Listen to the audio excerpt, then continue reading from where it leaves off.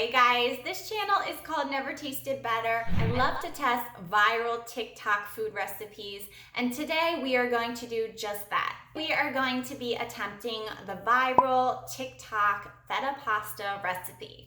If you have been on the internet in the last 6 months, you will know that this recipe has taken off massively. Famous YouTubers everywhere are making this recipe. It's just really popular, and I thought that I would get in on the action. I actually traced this feta pasta recipe to see where it came from, and it came from this food blogger named Jenni Hayrinen. I'm sorry, Jenny, I'm probably butchering your name. She is a Finnish food blogger, and the recipe became so popular that she said that all the stores in Finland actually ran out of pasta. At the end of this video, I'm going to give you my full thoughts and review of this recipe. I'm gonna rate it on my scale of 1 to 10. Don't forget to hit that notification bell. Please subscribe, and let's do this.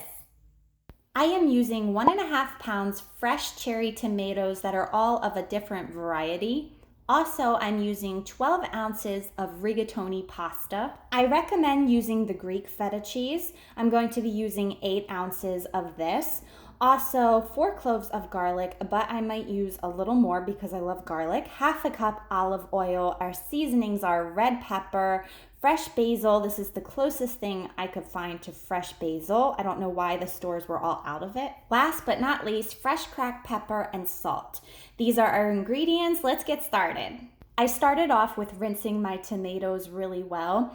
Also, I plucked off the little green stems on them. You don't want those in your pasta. Next, we're going to work on our garlic. The recipe calls for 4 cloves, but I'm Italian. I love garlic, so I'm doing 6 cloves. You're going to take the skin off, lob off the ends, and then we're going to cut them in halves lengthwise. In a 13 by 9 inch dish, we're going to add all of our delicious looking tomatoes. Add your garlic in, make sure it's evenly dispersed throughout the tomatoes. Also, we are adding 1/4 cup of that olive oil. Spread it out evenly over top everything. Also, we're adding salt. Make sure you season it really well. Then we're going to get dirty, make sure everything is really well coated with our hands. Our oven is set at 400 degrees. It's piping hot. Set your dish on the middle rack in your oven, and we're going to roast them for 20 minutes. Once your timer is up, place your feta cheese right in the center. Pour 1/4 cup more olive oil over the top. Place it back in the oven for 20 more minutes. While that roasts, we're going to cook our pasta according to the directions on the box. We want it al dente. You don't want to overcook it. Once our pasta is done cooking, we're going to reserve 1 cup of that hot pasta water, drain the rest of the pasta, and let it sit until we need it. Well, I must say it smells amazing in here. Once your tomatoes and feta cheese is roasted, we're just going to start mashing it up with a wooden spoon.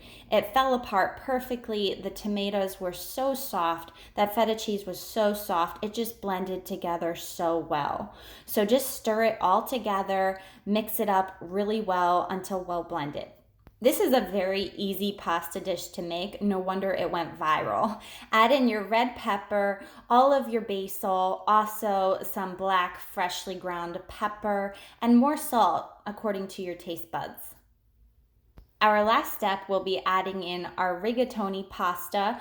We're going to add it all in. It fits the 13 by 9 inch pan perfectly. Start stirring it together, and yes, I didn't forget that pasta water.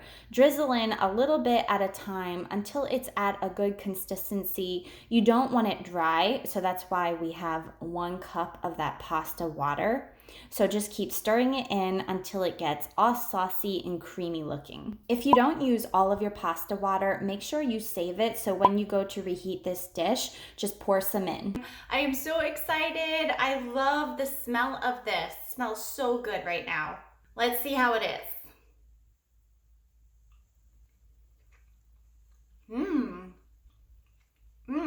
Yeah.